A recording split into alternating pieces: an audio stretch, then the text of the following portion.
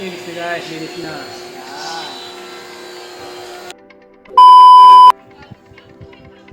Ayan guys, so yan naging issue ng aming indoor unit, tumutulo. So, kaya naisipan kong ipalinis na ulit ito. Kaya tumawag ako sa GN Services. Ayan, ito yung dumating na dalawang magiting na mandirigma. So nahirapan sila sa pagtanggal ng cover ng indoor unit. Ayan. So, pero hindi sila sumuko. Tuloy pa rin ang laban. Ayan. Sa tinulungan na rin ng kasamahan. Ayan, kung mapapansin nyo. Merap sila.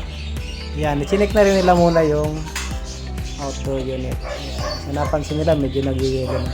So ibig sabihin nun, kulang ang karga ng refrigerant o yung freon na sinasabi na nila.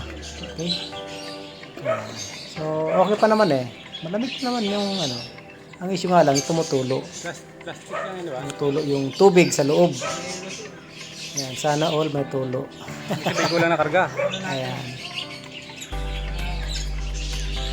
Hindi, baka barado lang.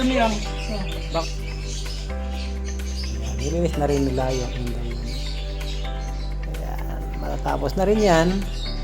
So, base doon sa aming nakita, so ito yung naging dahilan ng pagkaroon ng tulo na bara yung drainage. Bubuwit, daga. Patay na daga, kaya pala.